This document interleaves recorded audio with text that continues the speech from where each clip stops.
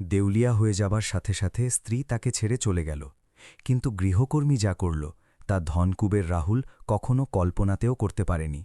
এক অপ্রত্যাশিত বাঁক যা তার ভাঙা জীবনকে নতুন করে গড়ে তুলল, যেখানে হারানোর পরও পাওয়ার গভীরতা ছিল অসীম। বন্ধুরা, সকাল 7:30 বাজছিল। রাহুল খান্নার বাসভবন প্রতিদিনের মতোই সম্পূর্ণভাবে জেগে উঠেছিল। খাবারের টেবিলে সুন্দরভাবে সাজিয়ে রাখা নাশতা, সংবাদপত্রের প্রথম পৃষ্ঠায় স্টক মার্কেটের মূল খবর, বাইরের লনের মাঠে পানির পাম্পের আওয়াজ, আর ভিতরে এয়ার কন্ডিশনারের শীতল বাতাস। সবকিছু এত নিয়মিত ছিল যে মনে হতো এখানে অগোছালতার মতো কোনো জিনিস কখনো প্রবেশ করতেই পারে না। রাহুল খান্না সেই নিয়মের মধ্যে চেয়ারে বসে এটাই মেনে চলছিল যে সে যা গড়ে তুলেছে তা এখন তার কাছ থেকে কেউ ছিনিয়ে নিতে পারবে না। কারণ বছরের পর বছর কঠিন শ্রম, সঠিক নির্ণয় আর উপযুক্ত লোকজনের সঙ্গ তাকে এমন স্তরে পৌঁছে দিয়েছিল যেখান থেকে নিচে পড়ে যাওয়ার ধারণা ভাবলেও হাস্যকর মনে হতো। রাহুল খান্না শুধু সম্পদশালী ছিল না, সে ছিল আত্মপ্রত্যয় দিয়ে তৈরি এক ব্যক্তি। নিজের ব্যবসার ওপর আস্থা, নিজের বুদ্ধিমত্তার ওপর আস্থা, আর সবচেয়ে বেশি এই আস্থার ওপর আস্থা যে তার চারপাশে থাকা লোকজন তার জীবনের অংশ শুধুমাত্র এই কারণে যে সে সেই রাহুল খান্না যার নামে সব পথ খুলে যেত। তার স্ত্রী অর্পিতাও সেই আস্থার জগতে বাস করছিল। দামি পোশাক, মাপা মাপা হাসি আর কথাবার্তার মধ্যে সেই আত্মপ্রত্যয় যা প্রায়শই সেই সব ব্যক্তিদের মধ্যে দেখা যায় যারা জীবনকে কখনো নিচু থেকে দেখেনি। তাদের দুজনের সম্পর্কের দিক এখন এমন এক স্থানে ছিল যেখানে ভালোবাসা শব্দে তো ছিল, কিন্তু নির্ণয়ে ছিল না। যেখানে একসাথে থাকাটা রুটিনে পরিণত হয়েছিল, আর রুটিন ভাঙলে যন্ত্রণা নয়, অসুবিধা হতো। ঘরের এক কোণায় রানী কাজ করছিল, ধীর গতিতে, নিঃশব্দে, যেন তার উপস্থিতি অত্যাবশ্যক কিন্তু দৃশ্যমান হওয়া নয়। সে অনেক বছর ধরে এই বাসায় ছিল। সে রাহুলকে ছোট অফিস থেকে বড় চেম্বার পর্যন্ত উঠতে দেখেছে, নতুন গাড়ি আসতে দেখেছে, অতিথিদের ভিড় বাড়তে দেখেছে, আর লোকজনের কথা বলার স্টাইল বদলাতে দেখেছে। কিন্তু তার জন্য কিছুই পরিবর্তন হয়নি। সে একই রকম ছিল, কাজ করে যাওয়া, শোনা, আর সবকিছু নিজের অন্তরে সঞ্চয় করে রাখা। কারণ যেসব বাসায় আওয়াজ উঁচুতে থাকে সেখানে সবচেয়ে বেশি কাজ তারাই করে যাদের গলার স্বর সবচেয়ে নিচু থাকে। নাস্তার মাঝামাঝি রাহুলের ফোন বেজে উঠল, তারপর কয়েক সেকেন্ড পর আবার বাজল, এবং তৃতীয়বার।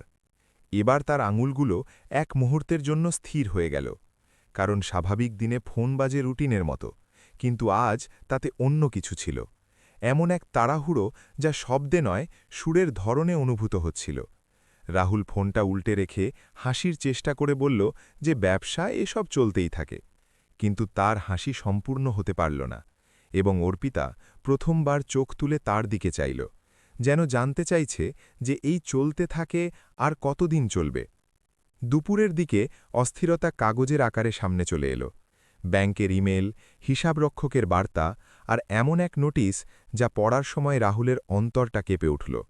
কারণ এটি কোনো ছোটখাটো উত্থানপতন ছিল না, এটি সেই ভূমিতে পড়া প্রথম ফাটল ছিল যার ওপর সে বছরের পর বছর দৃঢ়ভাবে দাঁড়িয়েছিল। সে যখন অর্পিতার দিকে চাইল তখন অর্পিতার চোখে চিন্তার চেয়ে হিসাব বেশি ছিল, যেন সে এটা বোঝার চেষ্টা করছে যে যদি এই সব কিছু ভেঙে পড়ে তবে তার অংশে কতটা অবশিষ্ট থাকবে। সন্ধ্যার দিকে বাসা সেই একই ছিল, দেয়াল একই ছিল, লোকজনও একই ছিল, কিন্তু বাতাস পরিবর্তিত হয়ে গিয়েছিল। রানী রান্নাঘরের দরজায় দাঁড়িয়ে এসব দেখছিল, কোনো জিজ্ঞাসা না করে, কোনো অভিমত না দিয়ে। কারণ সে জানত যে উচ্চতা যখন ভেঙে পড়ে তখন প্রথমে আওয়াজ করে না, প্রথমে নিস্তব্ধ হয়ে যায়। সেই রাতে রাহুল যখন নিজের কক্ষে একা বসে ছাদের দিকে চেয়েছিল, সে প্রথমবার অনুভব করল যে জীবনকে সে নিজের মনে করছিল তা হয়তো তার ছিলই না, শুধু কিছু সময়ের জন্য তার কাছে ছিল। আর সেই অনুভূতির সাথেই কোনো ঘোষণা বা বিদায় ছাড়াই সেই গল্পের আসল শুরু হয়ে গেল, যেখানে পতন শুধু অর্থের নয়, লোকজনেরও হতে চলেছিল। যে আস্থার উপর ভরসা করে রাহুল খান্না সেই রাতে চোখ বন্ধ করেছিল, সকাল হতে হতে সেই আস্থাই সবার আগে ভেঙে গেল। কারণ কিছু সত্য এমন হয় যা ঘুমের সাথে অপেক্ষা করে না, তারা সকালের আলোর আগেই দরজায় এসে দাঁড়ায়। রাহুলের জন্য সেই সকাল কোনো নতুন শুরুর ছিল না, বরং সেই সব জিনিসের বিদায়ের সকাল ছিল যার উপর সে নিজের পুরো পরিচয় টিকিয়ে রেখেছিল। ব্যাংক থেকে আসা লোকগুলো এখন ফোনে নয়, সামনে বসেছিল। তাদের গলায় না ছিল সম্মান, না ছিল দ্বিধা, শুধু ছিল নিয়ম, কাগজপত্র আর সেই শীতল নিশ্চয়তা যে এই লোকটা আর সেই ব্যক্তি নেই যে কাল পর্যন্ত ছিল। অঙ্কন কক্ষ একই ছিল, সোফা একই ছিল, দেয়ালে টাঙানো ছবিগুলোও একই ছিল। কিন্তু সেই সবের মাঝে বসে থাকা রাহুল এখন নিজেকে সেই জায়গায় খাপ খাওয়াতে পারছিল না। কারণ যে চেয়ারগুলোয় বসতে লোকজন আগে তার কাছে অনুমতি চাইত, আজ সেই চেয়ারগুলোয় বসে লোকজন তাকে বোঝাচ্ছিল যে তার অ্যাকাউন্ট জমা হয়ে গিয়েছে, গাড়ি জব্দ হবে, আর যে বাংলোটিকে সে নিজের বাসা বলতো তা এখন কাগজে কলমে অন্য কারো।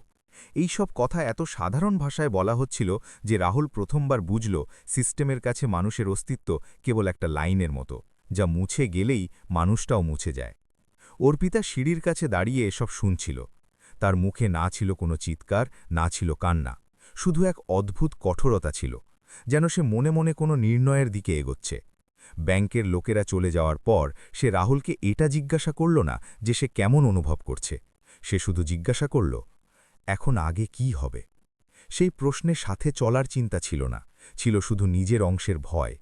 রাহুল প্রথমবার বুঝতে পারল যে কিছু সম্পর্ক কঠিন সময়ে মজবুত হয় না, বরং স্পষ্ট হয়ে যায়। দিন বাড়ার সাথে সাথে বাসা খালি হতে লাগল।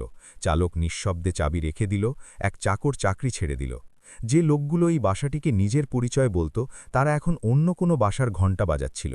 এই পুরো শূন্যতার মাঝে রানী সেই একই ব্যক্তি ছিল যে কিছু না জিজ্ঞাসা করে কাজ করে যাচ্ছিল, কারণ তাকে চলে যেতে হতো না, তাকে শুধু থাকতে হতো।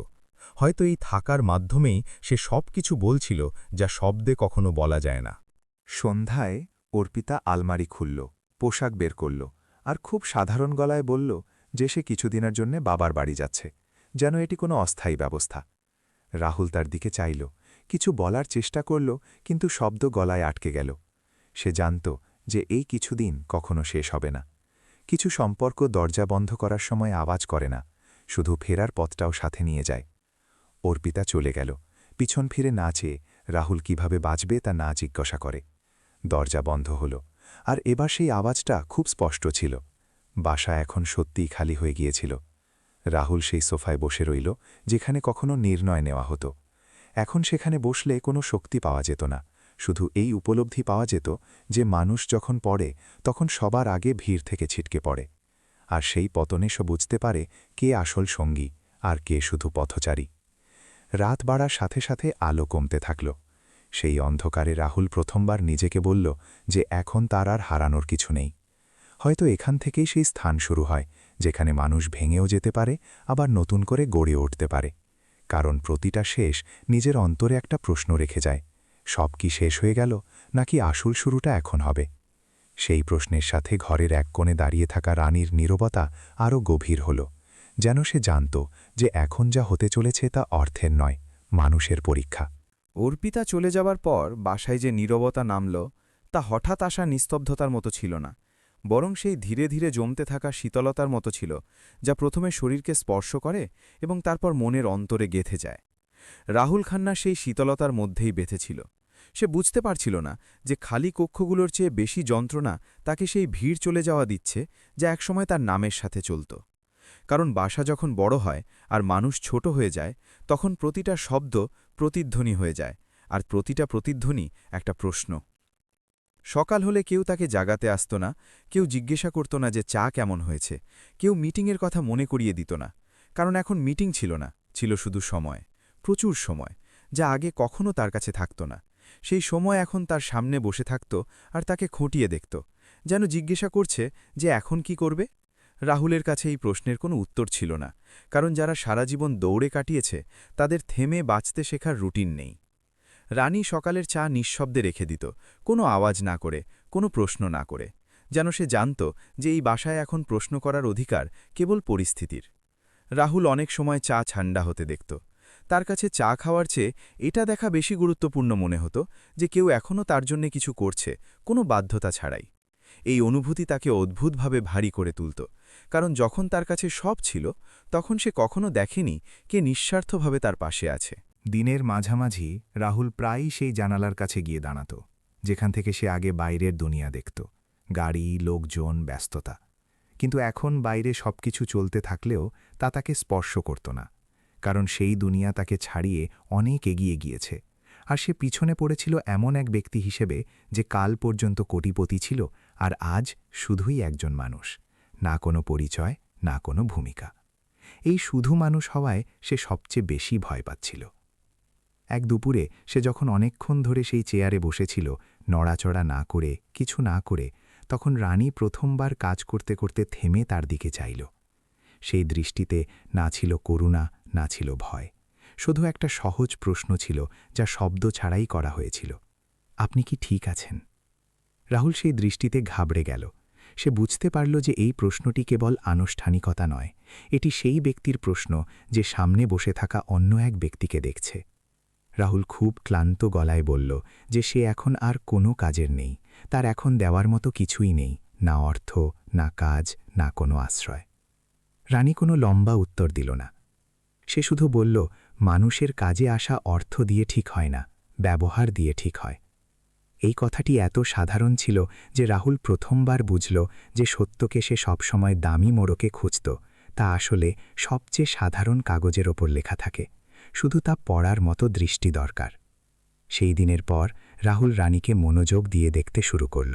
কিভাবে সে বিনা অভিযোগে কাজ করে, কিভাবে সে নিজের অংশের চেয়ে বেশি কিছু চায় না, কিভাবে সে সব পরিস্থিতিতে নিজের ভারসাম্য রক্ষা করে। তার মনে পড়তে লাগল যে যখন তার কাছে সব ছিল তখনও এই মহিলাটি একই ছিল, আর আজও যখন কিছু নেই তখনও সে একই আছে। এই একই থাকায় এক অদ্ভুত স্থিরতা ছিল যা রাহুলের পুরো জীবনে কখনো ছিল না।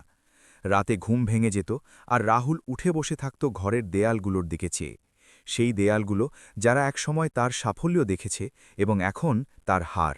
সেই রাতগুলোতে তার নিজের নেওয়া নির্ণয়গুলো মনে পড়ত, কিভাবে সে সম্পর্ককে সময় দেয়নি, কিভাবে সে লোকজনকে তাদের কাজের ভিত্তিতে চিনেছে, মানুষের পরিচয়ে নয়, আর কিভাবে সে মেনে নিয়েছে যে অর্থই সবচেয়ে বড় সম্পর্ক। আর এখন যখন অর্থ চলে গিয়েছে, সম্পর্কের আসল মূল্য চোখের সামনে দাঁড়িয়ে। এক রাতে সে রানীকে জিজ্ঞাসা করল যে সে এখনও কেন এখানে থেকে গিয়েছে, কেন চলে যাচ্ছে না, কারণ এই বাসায় এখন না আছে অর্থ, না আছে ভবিষ্যৎ। রানী খুব শান্ত স্বরে বলল যে সে কখনো এই বাসায় অর্থের জন্য কাজ করেনি, সে সম্মানের জন্য কাজ করেছে, আর যতক্ষণ সে সেই সম্মান পাবে সে এখানেই থাকবে। এটি শুনে রাহুল প্রথমবার অনুভব করল যে সে অজান্তেই কারো সাথে মানুষের মতো ব্যবহার করেছে, আর সেই ব্যবহারই আজ তার জন্য শক্ত ভিত্তি হয়ে দাঁড়িয়েছে। ধীরে ধীরে রাহুলের অন্তরে কিছু পরিবর্তন হতে শুরু করল। সে এখন নিজেকে অভিশাপ দেওয়ার পরিবর্তে নিজেকে বোঝাতে শুরু করল।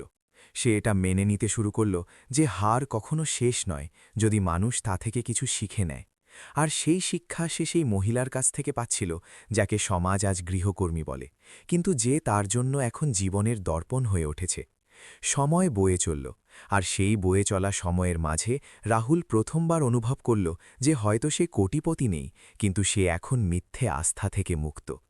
এই মুক্তি তাকে ভয় দেখানোর পরিবর্তে সামলে নিতে সাহায্য করছিল, কারণ যখন মানুষের হারানোর কিছু থাকে না তখন তার গড়ে তোলার মতো অনেক কিছু থাকে।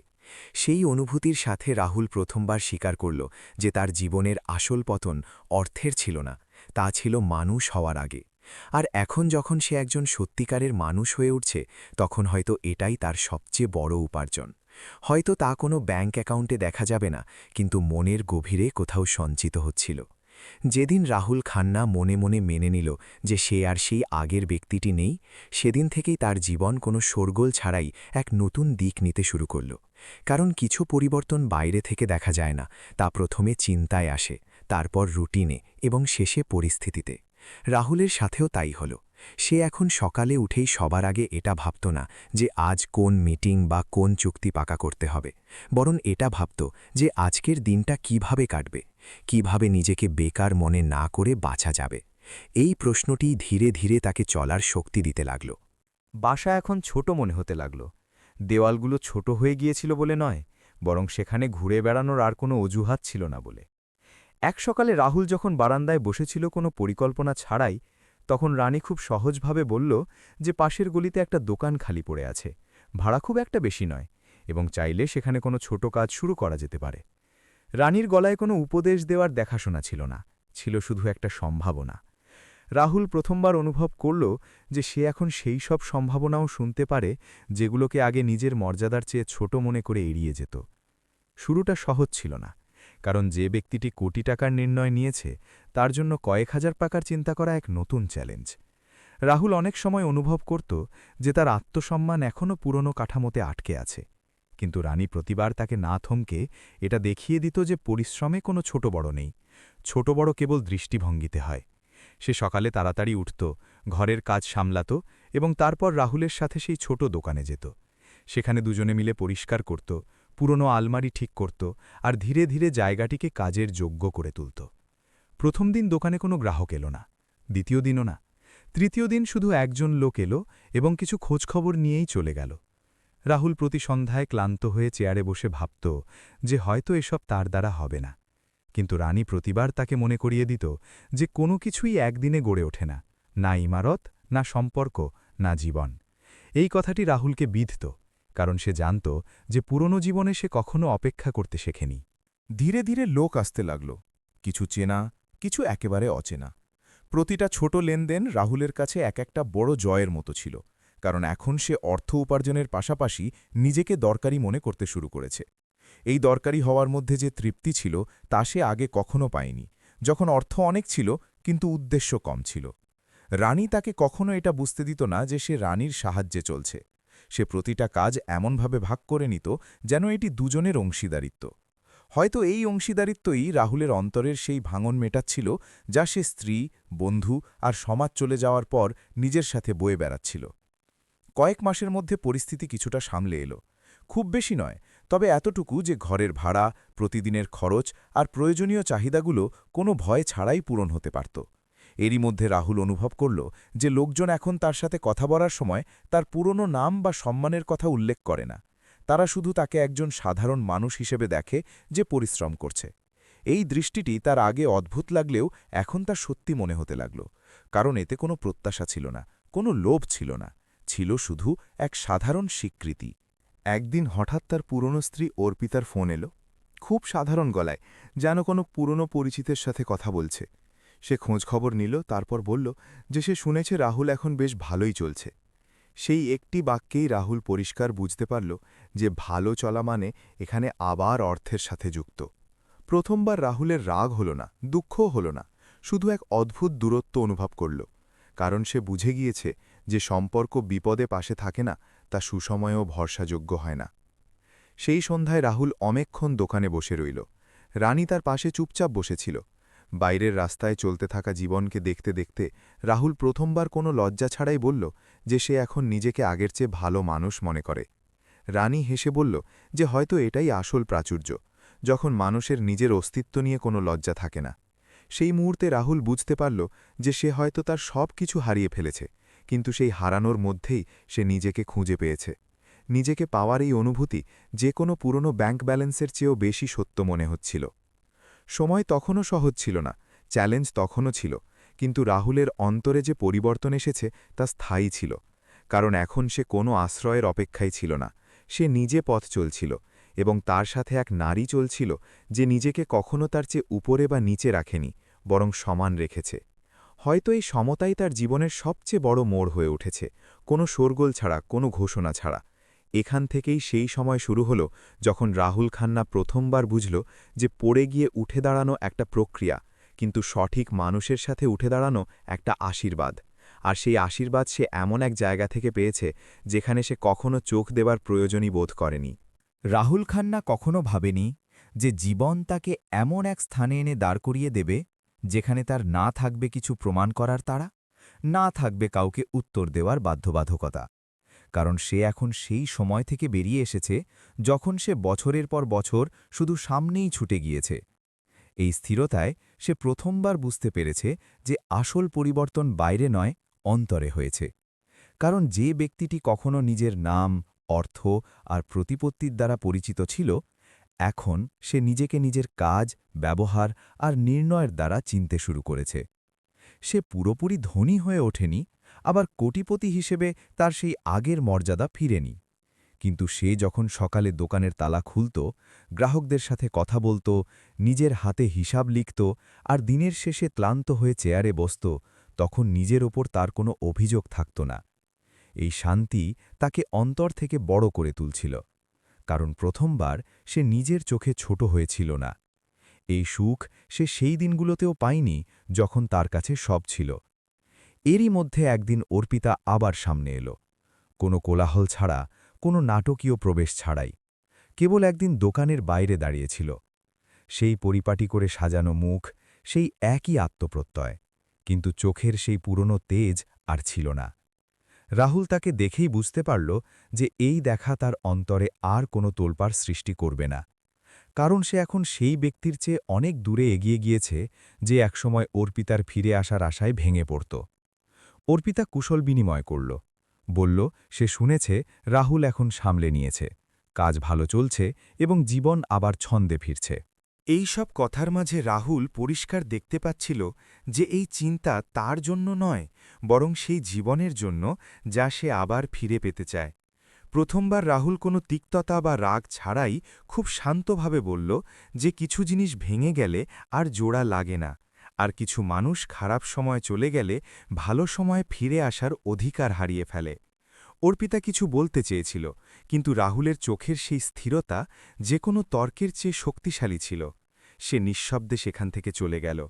তার যাওয়ার পর রাহুলের মনে কোনো শূন্যতা এলো না, বরং এক স্পষ্টতা এলো, যেন কোনো পুরনো অধ্যায় কোনো অনুশোচনা ছাড়াই বন্ধ করে দেওয়া হলো। সেই সন্ধ্যায় রাহুল অনেকক্ষণ দোকানে বসে রইল। রানী তার কাছেই ছিল, সব সময়ের মতো, কিছু না জিজ্ঞাসা করে, কিছু না জানিয়ে। সেই নীরবতার মাঝেই রাহুল প্রথমবার নিজের মনের সেই কথাটিকে অনুভব করল যা সে এতদিন নাম দিতে ভয় পাচ্ছিল। কারণ এটি কেবল কৃতজ্ঞতা ছিল না, এটি শুধু সাথে থাকার রুটিনও ছিল না, এটি তার চেয়ে অনেক গভীর কিছু ছিল। সে যখন নিজের জীবনের প্রতিটা মোড়ের দিকে ফিরে চাইল, তখন পরিষ্কার বুঝল যে নারী তার সবচেয়ে খারাপ সময় পাশে থাকা বেছে নিয়েছে, সেই তার জীবনের সবচেয়ে আসল সম্পর্ক হয়ে উঠেছে। সে রানীর সাথে কথা বলার নির্ণয় সেই দিনই নিল। কোনো বড় সুযোগ খুঁজল না, কোনো বিশেষ শব্দ তৈরি করল না, শুধু সেই সাধারণ সন্ধ্যা, দোকান বন্ধ করার সময়, আর সেই রাস্তা যেখান দিয়ে দুজনে রোজ বাসায় ফিরত। রাহুল চলতে চলতে থেমে গিয়ে বলল যে সে তাকে কিছু বলতে চায়। রানী মাথা নিচু করে বলল যে সে শুনছে। সেই একটি ছোট বাক্যে রাহুল সেই সম্মানটি দেখতে পেল যা সে কখনো অর্থের জোরেও পায়নি। সে খুব সরাসরি বলল যে সে তাকে বিয়ে করতে চায়। রানী থমকে গেল, তার চোখ ভিজে এলো। সে কিছু মুহূর্ত কিছুই বলল না, যেন তার বিশ্বাসই হচ্ছিল না যে এই কথাটি তাকেই বলা হচ্ছে। তারপর খুব ধীর গলায় সে বলল যে তাদের মধ্যে আকাশ পাতাল পার্থক্য। সে মালিক আর রানী গৃহকর্মী। লোকে কি বলবে, সমাজ কি ভাববে? তার প্রতিটা শব্দে ভয় নয়, বরং অভিজ্ঞতা ছিল। সেই অভিজ্ঞতা যা বছরের পর বছর দুনিয়া দেখে জন্মেছে। রাহুল প্রথমবার কারো সামনে নিজেকে ছোট মনে করল না, বরং খাঁটি মনে করল। সে খুব শান্ত স্বরে বলল যে যখন তার কাছে সব ছিল তখন লোক ছিল, আর যখন কিছু ছিল না তখন শুধু সেই, অর্থাৎ রানী ছিল। সমাজ যদি এটা মেনে নিতে না পারে যে একজন মানুষ বিপদে পাশে থাকা মানুষকেই জীবনসঙ্গী হিসেবে বেছে নেবে, তবে তারও এমন সমাজ মঞ্জুর নয়। কারণ সে ঠিক করে নিয়েছে যে সে তার জীবন অন্যের ভাবনা দিয়ে নয়, নিজের অভিজ্ঞতা দিয়ে বাঁচবে। রানী অনেকক্ষণ ধরে কাঁদতে থাকল। সেটি না ছিল খুশির কান্না, না দুঃখের। শুধু বছরের পর বছর জমে থাকা আবেগগুলো প্রথমবার বাইরে এসেছে। শেষে সে মাথা নাড়ল, কোনো শর্ত ছাড়া, কোনো দাবি ছাড়া। কারণ সে এই সম্পর্ককে সমতার ওপর রেখেছে, না ওপরে না নিচে। বিয়েটা খুব সাধারণ ছিল, কোনো দেখনদারি ছিল না, কোনো ভিড় ছিল না, শুধু কিছু লোকজন, কিছু আশীর্বাদ আর এক নতুন বিশ্বাস। রাহুল সেই দিন প্রথমবার অনুভব করল যে সে জীবনের সঠিক নির্ণয় নিয়েছে। এই নির্ণয় না ছিল অর্থের সাথে যুক্ত, না পরিস্থিতির সাথে, বরং এটি ছিল সেই মানুষের সাথে যুক্ত যে সব পরিস্থিতিতে তার পাশে দাঁড়িয়েছে। তবুও সেই দিন কোনো উৎসব হল না, কোনো বড় ঘোষণা হল না। শুধু দুজন মানুষ একে অপরের সামনে দাঁড়িয়েছিল। একজন যে সবকিছু হারিয়ে নিজেকে খুঁজে পেয়েছে, আর একজন যে কখনো কিছু চায়নি কিন্তু সবকিছু দিয়ে দিয়েছে। দুনিয়ার কাছে তারা হয়তো গৃহকর্মী আর প্রাক্তন কোটিপতিই ছিল, কিন্তু তাদের কাছে সেই পরিচয়গুলো সেখানেই ফেলে আসা হয়েছে যেখানে অর্থের সাথে মানুষরা চলে গিয়েছে। কারণ এখন তাদের দেখানোর মতো কিছু নেই, শুধু সম্পর্ক নিভিয়ে যাওয়ার এক প্রতিশ্রুতি আছে। হয়তো এই কারণেই গল্পটা হাততালিতে নয়, বরং এক গভীর নীরবতায় শেষ হল। এমন এক নীরবতা যা হৃদয়ে অনেকক্ষণ প্রতিধ্বনিত হতে থাকে। বন্ধুরা, এই গল্পটি শুধু এতটুকুই মনে করিয়ে দেয় যে পরিস্থিতির বদলাতে দেরি লাগে না, কিন্তু মানুষের আসল চেহারা তখনই সামনে আসে যখন সময় খারাপ হয়। কারণ অর্থ থাকলে লোক সাথে আসে, কিন্তু যখন সব চলে যায় তখন যে থেকে যায় সেই শুধু সম্পর্ক নয়, সেই হলো মানবতা। জীবনের জয় তারই হয় যে পড়ে গিয়েও সঠিক মানুষকে চিনে নিতে পারে। এবার নিজেকে একবার প্রশ্ন করে দেখুন, আপনি যদি রাহুলের জায়গায় হতেন তবে কি আপনি পুরনো সম্পর্কের সুবিধা বেছে নিতেন, নাকি সেই মানুষের সাথে থাকতেন যে খারাপ সময়ে নিঃস্বার্থভাবে পাশে ছিল? আর আপনি যদি রানীর জায়গায় হতেন তবে কি আপনি সমাজের ভয়ে পিছিয়ে যেতেন, নাকি নিজের মনের সততার সাথে এগিয়ে যেতেন? আপনার মতামত কমেন্টে অবশ্যই লিখুন। যদি এই গল্পটি আপনার হৃদয়ে কোথাও ছুঁয়ে গিয়ে থাকে তবে ভিডিওটি লাইক করুন, চ্যানেলটি সাবস্ক্রাইব করুন এবং এটি শুধুমাত্র শুনে ছেড়ে দেবেন না, এটি অনুভব করুন। তাদের কাছে এটি পৌঁছে দিন যাদের আজ এই বিশ্বাসের প্রয়োজন যে মানবতা আজও বেঁচে আছে। ভালো থাকবেন।